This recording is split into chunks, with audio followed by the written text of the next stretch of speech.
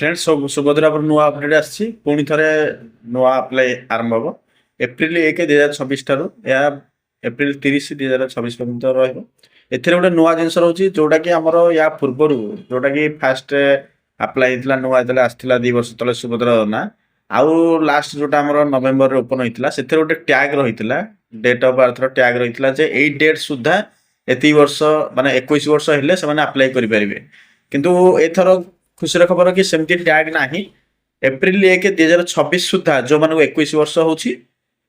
से माने नुआ अप्लाई करेंगे आउ 60 वर्ष रु कम एम अंतर्भुक्त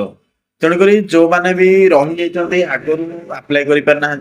कि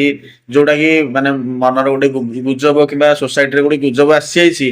जे आधार सह मोबाइल नंबर लिंक नथिले कि आधार पैन कार्ड लिंक नथिले अप्लाई हो पारे सुभद्रा कि राशन कार्ड नथिले सुभद्रा अप्लाई हो पारे सेमती नुह जो एटा केवल बयस को देखा आउ रहा आपंकर भेरिफिकेशन जो रोचे सिस्टमेटिकली टैक्स आप दौन थे इनकम आपंकर वर्ष को 2.5 लाख टकर कम थी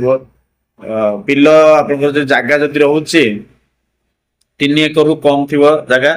से बेसीस कर भेरिफिकेशन होती तेणुक आप कथा भूल जातु अप्लाई करूँ अप्लाई कलापर